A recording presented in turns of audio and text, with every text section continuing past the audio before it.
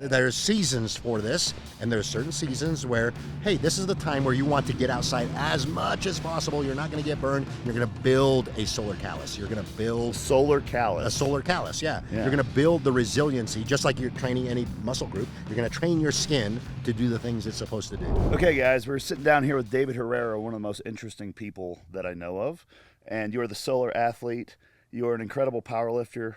Your best numbers, I think, are like close to 2,000 pound total at 192 pounds body weight. Just trying to like build up a resume real quick. You could build a house. You, I mean, geez, man, the number of things you are a polymath, and I think this one is going to be really cool for you guys.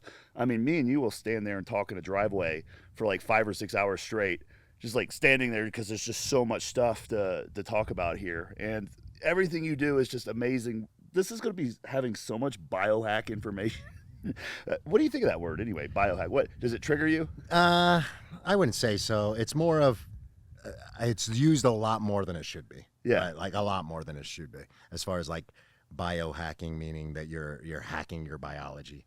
I don't really think that there is such a thing. Like biology works in so many complex ways that when you think you're hacking the biology, you might not actually be accomplishing what you think you are, but you might be getting a result, right? Yeah. So I just think it's used way more than it should. Okay. So a lot of the stuff that you do, in particular, solar athlete, it's kind of rebuilding a proper relationship with sun exposure, grounding, electricity, electromagnetic fields, anything like that. Yeah. And the way that I like to kind of phrase it is, life is, in general, modern life is very synthetic in every sense of the way of that word.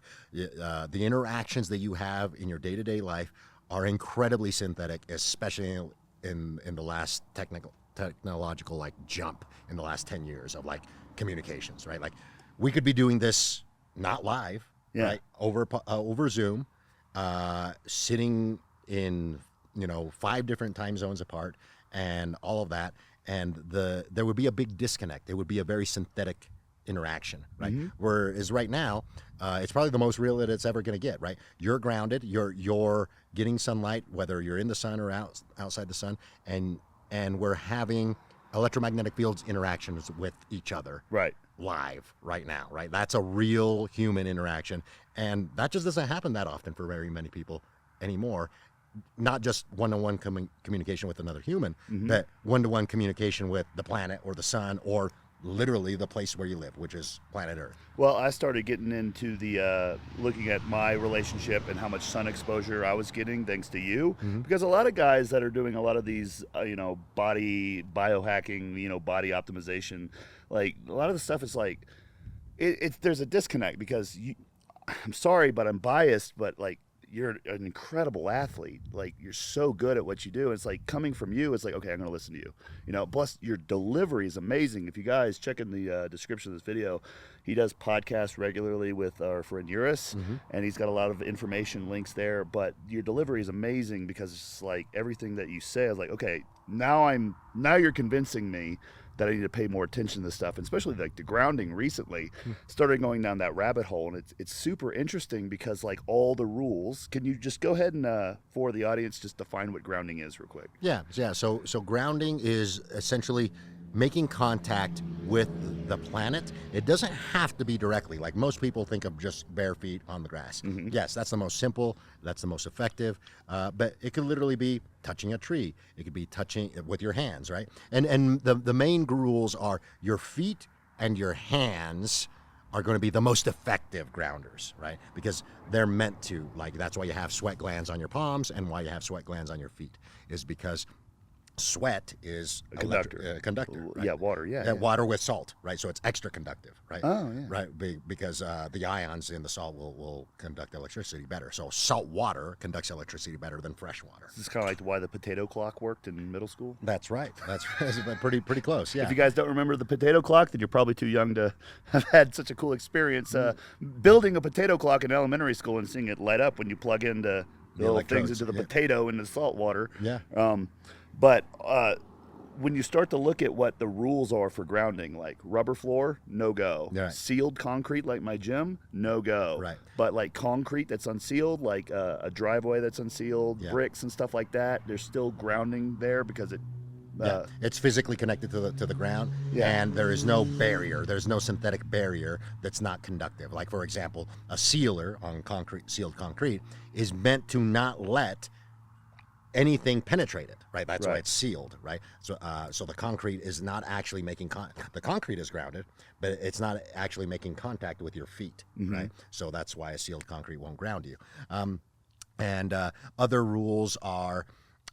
Grounding inside a house can be done, but you want to be cautious about it. Like, there's a lot of products out there, grounding products, grounding mats, things of that nature. I would say those are beneficial, but you want to take them with a little bit of grain of salt for your specific situation, right? Your specific living situation. And what I mean by that is, just like a grounding rod attracts lightning, electricity, right? If you have a grounding pad indoors and you happen to have dirty electricity in your house, you are now the conductor if you're touching that pad. Okay. Right. So you want to be cautious, but for the most part, most people are going to get benefits out of it. Right. But if you don't get benefits, it's not a problem with the pad and it's not a problem with grounding. It may be the environment that you're grounding in. So let's talk about the benefits for an athlete, someone who's trying to push their lifts up, trying to get into the gym and exercise and perform on the highest levels possible. From what I've noticed, from what I think I'm correct, like where bodies, if they're ungrounded for long periods of time, which is not like normal, like for most of humankind's, existence on the planet, it's only recently that we've been out of connection with, like the earth for this much of the day on a daily basis. Your body starts to build up a positive charge, and then it has to release it by grounding. But if it doesn't, things like inflammation start happening, tendons get kind of tighter. Yeah, there's a little bit there more could be irritation in the stomach, Yeah. things of that nature. So think of it this way, right? Most people kind of get confused with, like, we're talking about grounding and electricity, right? But how does that relate to biology and like what's going on inside of you, right? If you look at just a mitochondria, right, like you can literally Google this on, just a picture of a mitochondria, and you will notice a couple things. Hydrogen is the main thing that gets pumped around. It has a positive charge. Yeah. Electrons are the things that flow through the electron transport chain, and they cause things to work. They're negatively charged, okay? So if you are never grounded, then you build up a positive charge. What does that mean? That means you build up hydrogen or protons. That's another name for hydrogen and protons. So most people that have symptoms of being ungrounded for a long time, or symptoms of some kind of electromagnetic field interference, will build up protons, like acid reflux, like because what is proton pump inhibitor? That's right. Oh shoot, I didn't think about that. Right. Yeah, it's right in the name. Right in the name, right? Like it's a proton pump inhibitor, because your body uses protons for all kinds of things, including making things acidic, right? And if you you don't have to have a lot of imagination to think, okay, well, if I'm building up an acidic environment, I'm going to have more inflammation, right? Right. So as an athlete, right, grounding is very important just to reduce inflammatory responses from your training load, right? Like, that's as simple as it can, be worded, of how is that going to be beneficial, right? Like, I can't really translate it to exactly how it's going to be beneficial to you versus me, because we're two different people and we live in two different places. But I can tell you that it's going to benefit you and your biology by dissipating inflammation at whatever level that is for your body, right? Okay. And that's always a positive thing. So from what I understand, like the Earth Yep. has an unlimited, infinite supply of these negatively charged electrons. Or Yep. that's actually Yeah, in fact, we're redundant grounding right definition. now. We're grounding right now, and this is an excellent day to ground. You know why? Because yesterday was an electrical storm. Right, you probably saw it even in Salt Lake. There was lightning in the sky. Yeah, we saw it. Yeah. Lightning all over in here. Well, where did that lightning go? To the ground. It charged the ground. It's always recharging the ground. Lightning storms all over the planet, especially this year because of all the coronal mass ejections from the sun. So the Earth is extra charged to charge the things on the planet. That includes all the animals, including us. Yeah. Unless you're wearing rubber soles and all kinds of things like that. Yeah, that makes Yeah, so makes you think. Yeah, it does. It makes you think a little bit. So the fact that we're grounding out here today means that we're probably getting more electrons than we normally would, even on any other regular day that you're grounded. So things of that nature are always beneficial. It makes you feel good, makes you recover better, and it almost relaxes you. And you can even do this with a simple microscope that you can buy off of Amazon. Like they're all the technology has just evolved to the point where you can get a microscope that translates to your phone. You can prick your finger and put a blood smear under it, and you can see the effect of grounding. You don't have to take my word for it. You can see this in just 30 minutes of grounding, your blood versus being indoors. Being indoors, you will literally see your blood cells be like a block. They'll be blocky and they'll be piled up on each other. Right? And just 30 minutes of grounding, you can do the same test again, and then they'll be nice and round and they will flow. They'll be dissipated. They're not going to be clumpy anymore. Interesting. Because what it's doing is it is making flow work better because of the electromagnetic fields. An electric field needs a positive and negative charge to work correctly. So if it gets too much positive, what happens? They all attract. It gets too much negative, they all dissipate. But if there's a good balance, everything has a proper spacing, right? So now it flows correctly. Yeah. Right? So just your blood flow will improve from grounding. That's crazy to think about. And now this does tie into the sun here in a second, because I know, I found you through Broderick Chavez, and then I started looking at your stuff, and you're the solar athlete, so a lot of the stuff that you're talking about is sun exposure. But then when I started looking at grounding and you're covering that, like my really rudimentary analogy that I built up in my head was, as people know, like when you separate the yolk from the white of an egg, weird things happen. There's the biotin or whatever and everything. So it's meant to be eaten as a whole thing, right? Yeah. When we have sun exposure without grounding, it kind of creates weird problems. It does. And the easiest way to explain this from a science point of view is the photoelectric effect by Einstein. Okay. So in the photoelectric effect, you need electrons to gain photons, right? Photons coming from the sun, right? Yeah. You need electrons, and if there is no electrons, photons can't interact. So you absorb less sunlight, and you probably might actually get more burned or develop sun rashes, right? Like people are like, I'm allergic to the sun. Like if I get a client or a consultation like that, and the thing that they tell me is I can't go out in the sun for very long, and I burn really, really, really easy, or I'm allergic to the sun. I've literally heard that. Yeah. I'm like, it might be how you're being exposed to the sun, right? First thing I do is let's make sure you're grounded when you do that. Yeah. Right. And if they're really, are telling me that they're really allergic to it, I usually go with, hey, can you make it, depending on where they live, can you make it to a beach, right? That will be the most grounded that you can be, is a salty water beach, right? Like, and if not, it can be a saltwater pool, right? That would be the second most grounded, or a natural body of water, right? Okay. A creek. Would be as simple as it gets, right? Yeah. And that would be a very grounded situation. And if I've seen it time and time again where they ground themselves, and all of a sudden their time out in the sun goes exponentially up, and they have almost zero side effects. Wow. Right. Like, and it's never the point to get burned, right? Like the point is when you start to get pink is about when you want to stop, right?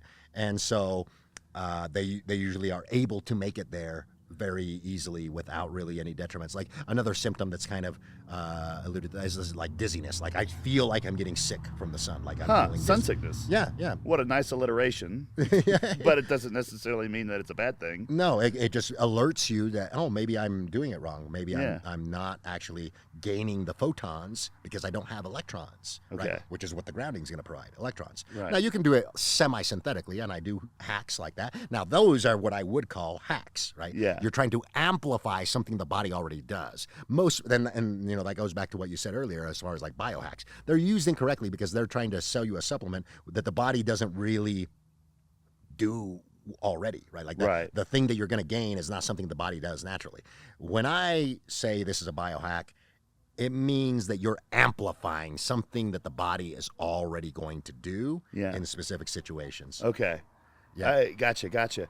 But I think the thing, sun exposure, like, I think the thing people forget is, like, burning is probably not a good thing, but burning happens kind of like in the way that, exercise is good for you. You know what I mean? It's hormesis is the term for like good stress. Yeah. Okay. So when you go into the gym and work out, if you haven't worked out for months and you throw on the amount of weight that you used to squat and you just do this, 5 sets of 20 to failure over and over again, probably not a great thing for you. You're going to get DOMS. You won't be able to walk for 14 days. You're probably not going to be able to get back to the gym. It's going to be hard to build a habit that way. Not really the greatest way to expose yourself to exercise. I feel like, if I'm not wrong, sun exposure is the same way, where people think the sun is bad because their experience of it is going out when they haven't for a while and they get burnt all hell and back. And then they all scab up and scaly, and then they don't do it again. So they get back in the house. They're like, don't go out in the sun. They put sunscreen. If they miss, sunscreen on a day, they're going to get burned again. So they have this bad relationship of just basically terrible progressive overload of sun exposure. That's a great way to put it. Yeah. It's exactly that. They don't actually know that there's a starting point, just like when you go into the gym. There's a starting point. You probably shouldn't start with 20 sets. You should start with 2. Right. Yeah. And you probably shouldn't go anywhere near your failure point until maybe a month or 2 in, right? Like, and that's exactly the way that I teach people to in fact, I even go a step further of periodizing it. Periodizing the sun. Just like training, right? Oh, okay. There's seasons for this, and there's certain seasons where, hey, this is the time where you want to get outside as much as possible. You're not going to get burned. You're going to build a solar callus. You're going to build solar callus. A solar callus, yeah. You're going to build the resiliency, just like you're training any muscle group. You're going to train your skin to do the things it's supposed to do, right? Okay. Things like the best time of year to do that in North America would be the months of March and April, right? The sun is just starting to elicit UV rays for most part of the day as far as UVA. Yeah. And they are a little bit cold those days, but that's actually to your benefit because a sunburn comes from too much heat on the skin. Okay. Right? So you're not absorbing all of the photons. It's almost like a wire, right? Like an electrical wire. And maybe not a lot of people know a lot about electricity, but if your wire is too small and you run a lot of load through it, the wire gets hot. But if the wire gets bigger, the wire doesn't get hot, no matter the load, right, that goes through. So how do you make your wire bigger? That cold makes your wire bigger. So you can exponentially get more sunlight if you get cold. So like an ice bath or something? Yeah, or? yeah. Okay, you could, but you don't have to do that in the months of March and April. See, that's the thing. It's cold already. It's already cold. Okay. Right? So that's what I'm saying. In the months of March and April, I teach people, hey, just go out as often as you can, as naked as you can. You're not going to get burned. You're going to clearly get tan. And they're like, man, that was so easy and it was so simple. And then come May and June, when the sun is strong, you're already tan. You already got a solar callus. You got your base. You got your base. You're not going to burn. Okay. Right? And you still might burn if all of a sudden, you're living in Montana and you go to Florida, right? Like, because the UV index goes up, right? Or you go, from Florida to the Ecuador, for example, right on the equator. Yeah, the UV index, you still might burn in those situations, but in your local environment, you're not going to burn if you started in March or April. And that's all. And another thing that will increase the wire size is DHA. Right, just having enough omega-3s in the background to assimilate, because omega-3s... Is that the same for women? It is. Okay, because I thought DHA, I thought you said DHEA. No, DHA, like, omega-3s. Okay, omega-3s. gotcha. Yeah, fatty acid, omega-3s from fatty fish. Okay, so do you consume fatty fish? Yeah, okay. I consume salmon regularly. Okay. Sardines. It doesn't have to be like and it's more crucial in the wintertime because omega-3s in cell membranes take time to build up. Right. Oh. So you start consuming them more in the winter, like December, January, February. And then by the time March and April comes up, your omega-3 index has gone up. And that means that you're going to be able to gain more electrons. And it's also, omega-3s are a game of electrons. They exponentially have more electrons than other fats. A game of electrons. Yeah. I like this. This is what sorry, I'm loving this conversation. It looks so much like a lot of the blame people have on sun exposure being bad is because they take it out of the context of all these other things. Correct. They take it out of the context of temperature in the environment. They take it out of the context of grounding. They take it out of the context of diet and stuff. So if you got a guy that eats fast food, never sees, lives in an office basically and only gets the white light from, a windowless office and doesn't eat fish and doesn't ever ground because he never takes his shoes off, sun exposure is a completely different thing. Yeah, at that point it could be harmful. Especially when they take a beach vacation for 2 weeks out of the year, go to the beach and get destroyed tubing out there half drunk. Yeah. That's a recipe for now you've created skin damage, right? You've essentially taken that wire, reduced it down to a pinky size or even smaller, and now you're trying to run the biggest load that you could through it. You're going to burn it up. Yeah, the other interesting thing is I'm thinking about like what most athletes train in. You know, maybe I'm wrong, but it seems like most athletes train in gyms. Strength, resistance training in gyms with shoes, with artificial lighting, sometimes at night. A lot of people do train at night. They take their pre-workout at night, which is a bad idea in my opinion because caffeine has a long half-life, but hey, that's another, caffeine has a long half-life, but it's another day. But they're athletes. They're trying to get the biggest performance enhancement they can, but they're missing out on all of this stuff that you're mastering and you're really taking advantage of. So what would the stereotypical power lifter that gets off work at an office job, never takes his shoes off, goes trains in a dark gym, really overweight, probably needs a CPAP, doesn't have one, but just eats a ton of food, and then just like he's missing out on this stuff. What is he going to see if he started incorporating this on a timeline correctly? I would say that the biggest thing that he's going to probably notice is recovery capabilities. Okay. Recovery capabilities might go up. Volume training can go up. That's always good in any strength sport. If you can do more work, you're going to adapt to that, and you're going to elicit, hopefully, more positive adaptions. Yeah. So that's probably the biggest thing that I can say over time is your ability to recover will go up. Your ability to handle stress in general, not just the stress that you're inducing from the training, but just like you mentioned, most powerlifters, they have a 9-to-5 job. They have other stresses. Because powerlifting isn't really a sport that you make money off of. No. It's not the most rewarding one financially. Yeah. No. And most weight sports aren't, right? Like they just aren't. Like unless you're already in the pro level, right? And at the pro level, things like this are going to keep you there longer because what's the detriment? Injuries. How do injuries happen? Too much under recovery. Yeah. Right. So that's what's going to keep you there already. Right. But for the average person, what it's going to do is it's going to allow you to handle your work stress way better and your workout stress way better and your daily life stress much better. So things that I don't like to make it so complicated to like, oh, now you need to figure out a way to train outside. That's great if you can. Right. Yeah. Like what I do is simple things like what I mentioned. Hey, maybe after a workout, maybe just go outside and ground yourself for 20 minutes while you eat your food outside. Yeah, right? Walk around in the grass median of the gym parking lot barefoot. Yeah, or out on the cement, right? Like set up a little lawn chair. But not asphalt. Not asphalt, right? Asphalt won't ground you. But, if there's cement or if there's grass or there's a shrub or a tree or even a building, right? Like a brick building, just lean up against it, have your palms against it because your palms will ground you as well. But skin in general will ground you, right? Especially if you're just got done and you're sweaty, right? You're sweaty, just lean up against a wall of the building that you're outside of. A metal building, right? Like a metal building is going to be grounded. And that's going to elicit a come down effect, a relaxation effect. And that's always good for recovery. That's actually the main thing. Like when you get done training, the objective now shifts to let's undo the damage that we just did, right? And so one of the first things is get proper blood flow passively and start eliciting a parasympathetic response, right? Grounding and sunlight are an easy way to do that. It's interesting to think about. I think I mentioned this to you. Think about like golden era bodybuilders in the 70s in Gold's Gym, Venice.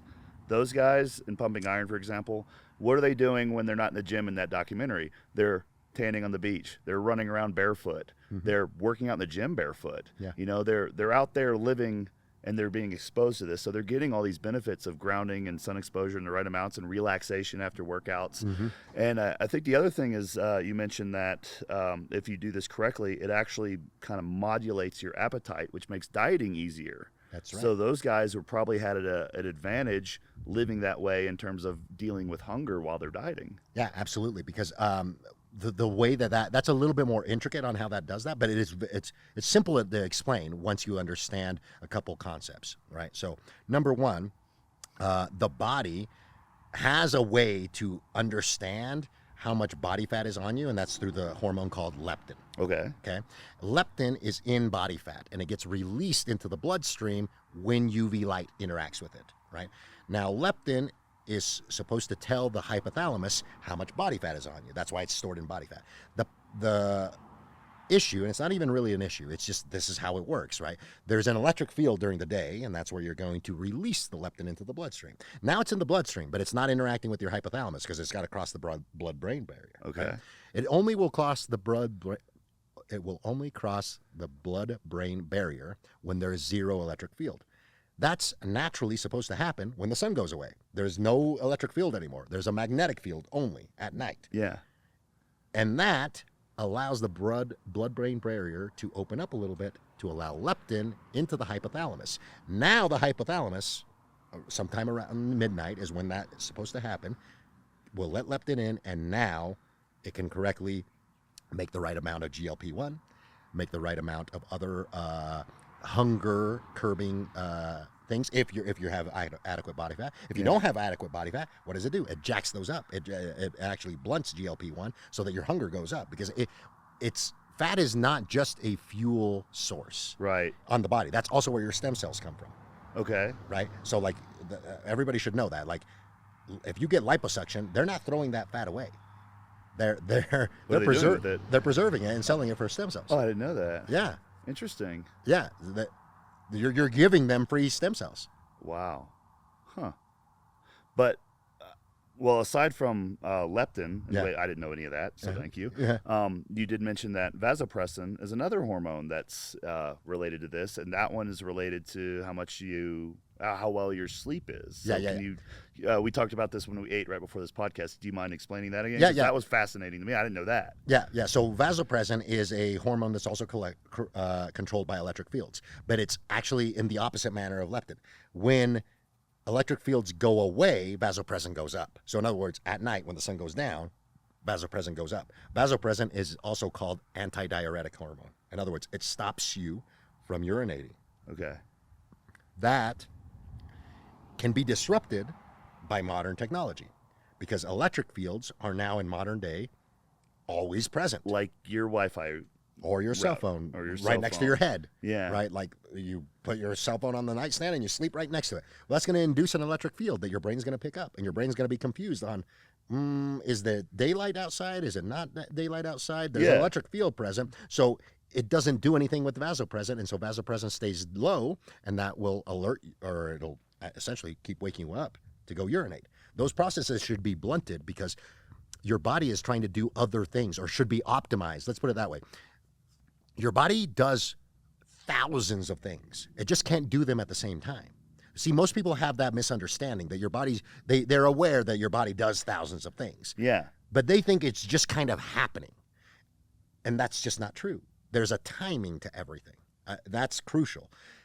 But if your body can't tell what time it is, because your body doesn't know a clock, right? Yeah. All it knows is electric fields and whether it's day or night, and what the temperature is. That's really what it's paying attention to tell it not just what time of day it is, like nighttime or daytime, but also what time of season. The temperature will change by season, and the amount of darkness and lightness will also change by season. So that's why it's paying attention to all of those all the time, and those actually dictate the setup, right? So because your body can do hundreds of things, it optimizes things so it only has to work a certain amount of work. For example, hormone production. Okay. Hormone production starts with UV stimulation. So you get optimized for hormone production right around 10 a.m. in the summertime, and that changes in the wintertime because that's when the sun is supposed to interact with you to stimulate, the UV light will hit the cholesterol molecule and crack it, let's call it that. It'll crack it and split it in certain places so that it can become sulfated. So now it can turn into pregnenolone and DHEA, and then those turn into testosterone, estrogen, progesterone, etc. Yeah. Right. That's hormone production at a base level, and that's only going to happen with UV light stimulation. It's also interesting that most people do their cutting in the summertime. You know, just kind of works out that way. You know, sun, shredded, beach, but there's so much more going on than just like at the biological level. On the biological level, it's like maybe there's a lot more things influencing why people do, dieting in the summertime and they try to get heavy and bulk in the wintertime. You know what I mean? But if they did the things that they were supposed to in the wintertime, they'd probably have more tissue accrual that they want if they're trying to build mass. And you could also get very lean in the wintertime too, because see, cold is a second. So cold is kind of like it's a poorly it's misunderstood for number one. Yeah. Because it's a secondary signal, right? So we're mammals, okay? We are here because winter started to happen, right? The asteroid hit, whether you believe this or not, right? The asteroid hit the planet, killed the dinosaurs. Why did it kill the dinosaurs? Because there was a big winter that happened. Right. Right? Mammals somehow survived that. Why did they survive that? Because they used to live, we were furry little creatures that lived in the ground, right? We lived absent of sunlight to begin with. Yeah. Right? So that's actually the default setting for mammals, is absent of sunlight. But that also means that we get cold because we were in the ground. The ground is 55 degrees. Yeah. All the time. Who experiences 55 degrees all the time? No, not in the modern world. Ants. Right. But as far as humans, right? Like as far as humans. Yeah. That we don't experience that anymore. Right. That's the switch. At the central climactic nucleus, when your body, your skin experiences 55 degrees, it switches to unprioritized sunlight and prioritize the cold to tell it what time of day it is. Okay. Right. This conversation is going towards the direction of cryotherapy and ice baths and stuff like that, cold showers. Yeah, they're very useful. They're very useful. They're a tool that can be used to correct disruptions around poor sunlight behavior. The reason for that is because if your job depends on being indoors, I'm not going to get you to go outside as more than you can. Right. So you start using cold strategically to teach the body the timing, right? Because what I mentioned is the body can do hundreds of things. It just needs to know what time it is. Okay. It just needs to know what time it is. Right. Yeah. It's hammer time. Right. So you have to send the right signal at the right times of day to be able to let the body do its thing at the biological level and optimize certain things. Oh. So, for example, leptin will also be released in a big way when you expose yourself to cold because it's stored in fat. Yeah. When you expose yourself to cold, you upregulate fat burning. Okay. You upregulate fat burning because infrared light will now be a demand, right? You're going to produce heat when you get cold. Heat is a form of infrared light. And that's going to be created at a mitochondrial level, and that's going to create more cellular water. Hence the heat maps that they show of humans after the thermic effect of eating, after eating, and then their traps are red now in that little image. Yeah, all of that. So when you heat up, right, and it's cold, and you're eating the right diet for that right season, you're going to burn more fat. How are you going to burn more fat? You got to release it somehow, right? Yeah. So when you release fat, you're going to release leptin as well. And so as long as you don't have electromagnetic field stimulation going on at night, that leptin is going to make it into the hypothalamus and it can blunt cold. And that's actually been studied in quite a few studies where cold exposure blunts hunger, not that day, but in the following days to come, as long as there is an electromagnetic field stimulation going on at night. Goodness gracious. This is so cool. There's so many things that kind of connect here.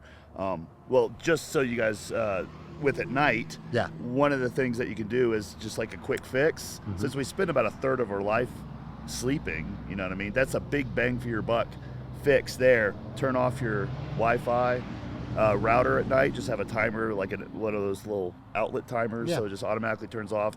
Have your cell phone in the other room. Or turn on airplane mode, or just emergency contacts only. If it's like an emergency call, have your contacts on that, so it's not as. I don't know if that would even work for. I just put it like, if you have landlines, it's super simple, right? Yeah. Like you just put it on airplane mode. If you don't have landlines, what I do is I physically, you have to, and that's unfortunate, but you have to physically go into the phone, turn off the Wi-Fi, turn off the Bluetooth, turn off your data. That's not a big deal. No, not really a big deal. No, because see. A cell phone, just for calls and texts, only uses 2G and 3G technology. Okay. That's not really that much harmful. Is that why the Amber Alert thing appears even when I've been in airplane mode and all that stuff is off? Yeah. Yeah, you could if it's an emergency, no excuses. It still works. It still works. It still works. Yeah, because they're using a different technology. They're using the baseline technology, and that's not as much stimulation. Right, because every one of these has a separate inside your device. It's a separate antenna. Like when a cell phone, when you look at it, most people think, "Oh, I have an antenna in here." They kind of know that, but it's not one antenna. It's like 10. Oh. Right. Okay. There's one for Bluetooth. There's one for Wi-Fi. There's one for data. There's one for actual cell signal. So you have a bunch of them, right? So if you go in and manually turn off all of them, well, now you've solved most of the issue, and you only have one. And I just leave if you need to have calls, just text and calls. Yeah. Right. So no data. You won't be able to surf the internet. Right. Gotcha. And that will lower that dramatically. But if you can, right, if you don't need to have a phone on, airplane mode is the best. And David also knows a lot about like blue light, red light, all the different spectrums, when to get them. A lot of people like Huberman have already talked about like getting out, getting sun first thing in the morning, 10 minutes, all how that works and all the biology there. But I think there's a lot of information out there already on that. This stuff here I think is more unique to me that we've already been covering, or you've been covering. I've just been teasing it out of you a little bit. But if you guys want to tease even more of this stuff out of this guy, or just kind of like listen to it, like just go listen to the other podcasts he's done and go find everything you can about him. Look in the link in the description. Just listen to it while you're doing your thing at night until you've built up a knowledge base of actionable items. So let's finish with that real quick. Okay. All right. So if you wanted to if you think about it from like the 10,000 foot view, to me, it's just kind of like if you visualize what life would be like in your head if you had to just make do the best you can with living in a modern world, which isn't very accommodating for these type of changes. Yeah. Go outside first thing in the morning, get grounded, walk around barefoot, get some sunlight here and there, progressively overload that, expose yourself to cold exposure, watch for electromagnetic fields in your environment when necessary. Go ahead and I don't need to do this. No, it's fine. You're better at this than me. Why? No. So the biggest thing is exactly what you said. The very first thing you want to do is the first light that should come into your eyes should be natural light. Whether that's dawn, right, like the sun hasn't come up yet, that's totally fine. I usually wake up before the sun comes up. The very first thing I do is go outside. Yeah. I just go outside and I just literally walk around my house, right? Now, you might not have that luxury. Maybe you live in an apartment building, but you should still go outside, right? Whether that's to the top of the building, right? Yeah. Or out to your balcony or go down, right? Like there's going to be excuses around that. So then I go, okay, well, if you can't do that, just open a window, right? Just open a window so that you get natural light into your eyes. And that starts to kind of set the clock of, hey, it's probably daytime, right? Now, if it's wintertime where you live, you can kind of circumvent the going outside thing as far as like daylight goes by just getting cold. Okay. Right? In the dark, right? Like I wouldn't say you have to have all the lights off, but I generally say this. If the sun is down, you want to use red lights dominantly, right? Yeah. As little blue as you can, right? Like I have actual night lights that are just kind of plugged in my house. So when it gets dark, they just automatically turn on red. Oh, red light. Red night lights. Yeah, red night lights. Oh, shoot. I didn't think that was actually a thing. I was always thinking like you change out the bulbs in your bathroom when you're taking a shower at night. It's even simpler. It's like, I got night lights in my gym. I should switch those out to the red ones. Yeah. Okay, cool. Yeah, so whenever the sun is down, right, they naturally just turn on, right? They're night lights, right? I'm sure they got a photoreceptor on them. Just make them red. Oh, okay. Yeah, that's a super easy hack. Because the whole point of a night light is so you can see. Right. And if the red light is enough so you can see what you're doing, then mission accomplished. Yeah, absolutely. Yeah. And it's not going to interfere with your sleep. And it's not going to interfere with any kind of biological patterning and timing, right? Yeah. And then you get cold, right? Like you just get cold. A cold shower, like for example, in the wintertime, if you can go outside, that's the hack. You don't need a cold tub. You don't need any fancy equipment. You can literally just go outside because the tipping point, like I mentioned earlier, is 55 degrees. If it's 55 degrees outside or colder and your skin gets exposed to that, it's going to know that it's daytime because it's going to register some level of light, but not necessarily the wavelengths that Huberman might be talking about or whatever. And that doesn't matter when you get to 55 degrees because it turns down. Think of it like two dials in your central climactic nucleus. When you're not getting cold, the dials are all turned to light. Hey, what kind of light are we sensing? How much? What kind of wavelengths, etc. All the intricacies. But when there is less light in your environment and more cold, the dial gets switched to be dominated by cold. So whenever you get cold, it tells the body today, right now is the start of the day or the end of the day. Yeah. Right? And so then if the cold is followed by some kind of light, right, whether that's artificial light or outside light, the body can make some guesses of it's cold and we have obvious light. So it's probably daytime. We're going to optimize for daytime processes. And then you flip it on the other side. Hey, I get cold, and then I keep it dark. The body optimizes for nighttime processes. Gotcha. Right? So what I'm essentially telling you is if you live in an indoor lifestyle, you need more cold. Right? If you live a more outdoor lifestyle, you just live by the seasons. Right? Okay. You get a lot of sun when it's a lot of sun, and you get cold when it gets cold, and that's really all the difficulty. Now, the hacks around this, you don't necessarily, maybe you work, a very busy schedule. Roll down your windows. Yeah, because windows block all UV. All UV light, and you get a completely different mixture of wavelengths, and it's not really what you need. No. And it also blocks about 40% of infrared. Okay. Right. As far as like the near infrared that's going to be very beneficial. Yeah. So a simple hack for somebody who gets up early and goes to work, right? Like, hey, I don't really have time to do this, right? Well, then just roll down your window, right? And buy a grounding kit for your car. Yeah. Right. Yeah, I got some grounding kits coming in the mail because I got one for my bed. It's coming, and it's like, if I sleep a third of my life, that's in my opinion, that's a big rock, in the rock jar. Focus on the big ticket items first.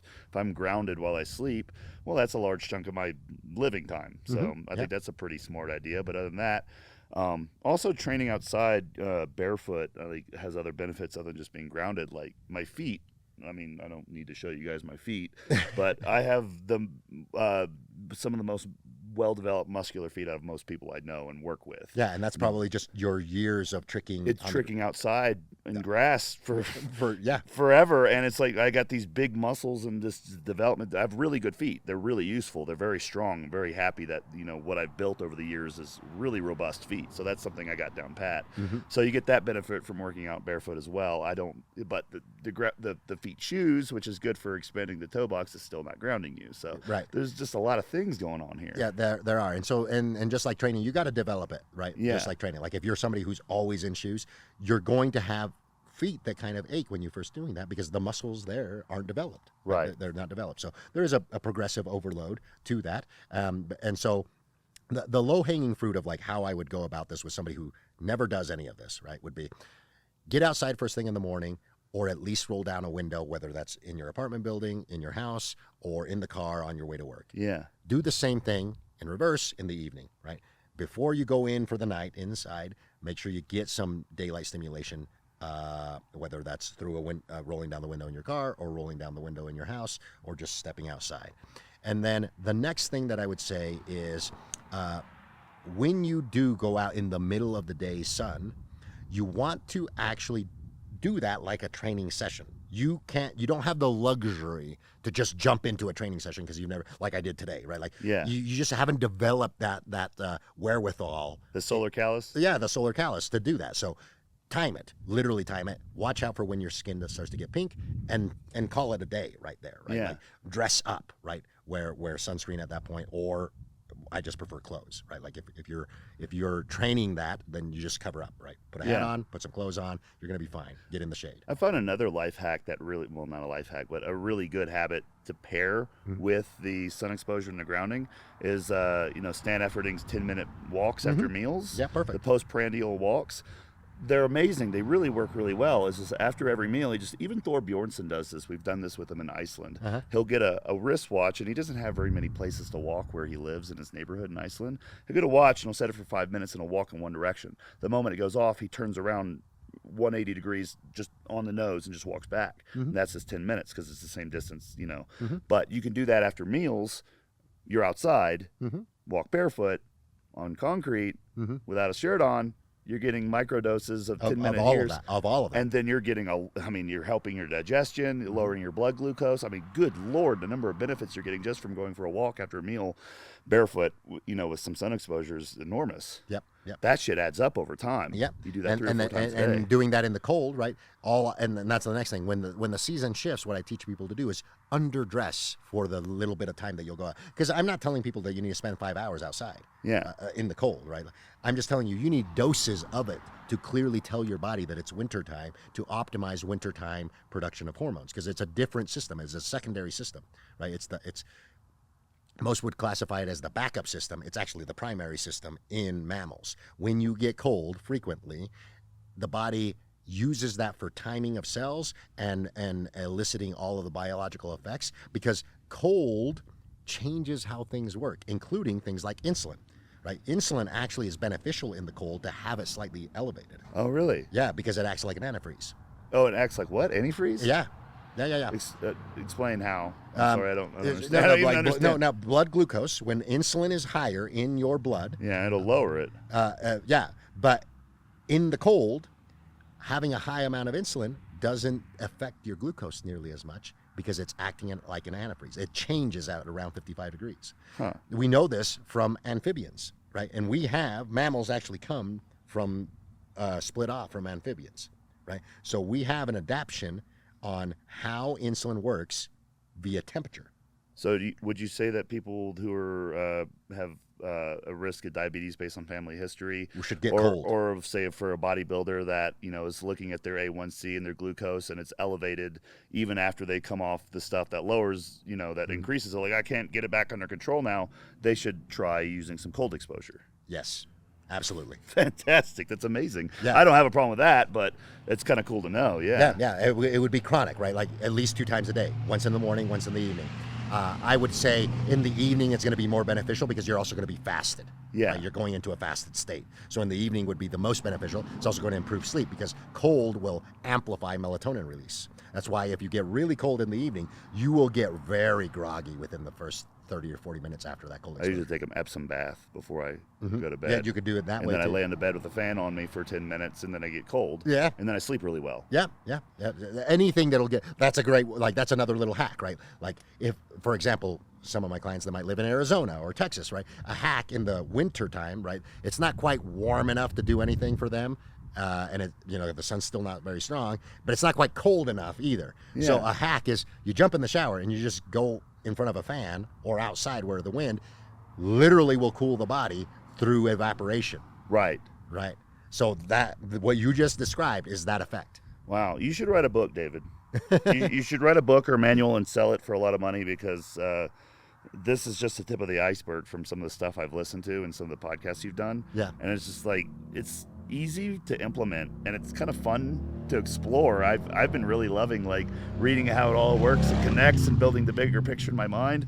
And I actually I took a look back in the last 25 years of my training history, and I drew a direct correlation between the years that I spent more time tricking, doing the acrobatic stuff outside, versus the years where I was more in gyms training and doing more weightlifting and being pale and just not getting sun exposure. It's a direct correlation to like performance and how lean I was and what my physique level was at. It's like it was directly correlated. The more I was outside, the better I looked, the better I performed, the better the footage. Those are the throwbacks that I show people on Instagram when I'm doing a TBT back to an old day when I was doing stuff. But that was during seasons where I was actually respecting a lot of these laws. Yeah. You know what I mean? So it's just like, it's like the movie The Sixth Sense, when you get to the end, it's like, that was playing a role. I didn't know it. Right. You know what I mean? So. Yeah, absolutely. And that's actually something that I have also found in my life, right? Like in the times of my life where I spent a lot more time outside, performance was just better all around for all kinds of things, not just physical performance, right? Like just mental performance was better and things of that nature as well. Yeah. Do you have any places where people can find more of the stuff other than the podcasts that we've put in the description? Anything else that so I do have a Skool group, right? Okay. I have a Skool group that's the Solar Athlete Skool group, and in there it's basically like I didn't know you had a Skool group. Yeah. Well, I'm missing out. Well, I mean it's Can I join? Yeah, absolutely. Okay. Absolutely. Yeah, so it's one of those things where I put a lot of content out there that's kind of varied, but it's not just, it's mine and Eurus's, right? So he also has his content in there as well. And it's just kind of a place that's kind of social media-like, but there's no social media, right? That's the point of Skool Group. So it's one of those places where people can comment on whatever and all of that, and I look at all the comments, right? And it's for us. So when you message me there, I'm not going to ignore it. Right? Okay. That's really the biggest thing, right? Because I get all kinds of messages. I mean, I know you do as well. Oh, I see. But that's a place where you might actually respond to someone. Right. Yeah. Anyone DMs me on Instagram, good luck. No. Right. No, not good luck. Just no. I'm not going to answer it because I don't even look in that general inbox. Right. It just isn't a thing. And no, it's too crowded. Yeah. And so that's the purpose of the Skool Group. It'll probably evolve to more. And in that Skool Group, there are modules, right? Okay. There are video modules with also a PDF that comes along with it, as far as like, kind of like what we talked about today. Hey, if you want to know just about sunlight and how that all interacts, little 20-minute video with a little description. If you want to know about electromagnetic fields or grounding, 20-minute video, exactly all the details as much as possible. There's some science, but a lot of practical application, and it's very condensed. 20-minute videos, 25 minutes at the most. Yeah, and you also have a product line, Darrell Strength, right? Yeah, Darrell Strength. Darrell. Oh, it's Derel. Darrell Strength. And that's the Kaioken product line. Yeah. And those products are true biohack products. They work. Those are products. No, they work. Yeah, those are products created around the things that mitochondria produce or need or use to amplify performance, mental or physical, things like ITPP, which is going to amplify oxygen delivery to the mitochondria. Right. Things like carnitine and choline that are going to amplify neurotransmitter production and fat utilization. Mm-hmm. There's also going to be things like the divine water, which is a mineral base for reconstitution of peptides and growth hormone, right? Yeah. So now you're delivering zinc, selenium, copper, manganese. Copper is a big one. Copper is crucial because it's blue. Yeah, I noticed one of the only supplement containers on top of your fridge was a copper thing. Mm-hmm. So that must be something. Yeah. Copper is a big one. Copper is akin to it's the dopant of the mitochondria, specifically cytochrome 4. So cytochrome 4 is responsible for producing cellular water. That's where hydrogen and oxygen meet to make H2O, and the byproduct is CO2, and you breathe that out. But the other byproduct is the water, the cellular water. And that's very, very important. Not a lot of people talk about that. Do you have a copper module on your Skool? I don't yet, but that should be something that I do. Okay. But that's the dopant there, right? And copper, actually, the reason why it's the dopant meaning that it's actually amplifying some kind of an effect, right? Because it's blue, that means that it absorbs all red. Right. So any infrared light will produce more water, cellular water, as cytochrome 4. And cytochrome, right, is a chromophore, right? Chromophore meaning color coded, and like a pore, right? So it's absorbing, right? So it's a color absorber, right? Cytochrome 4 is a red light color absorber. The more red light is interacting with you, and the more red light that chromophore is absorbing, or that cytochrome is absorbing, the more it does its job, the better it does it. Yeah. Copper allows it to be amplified.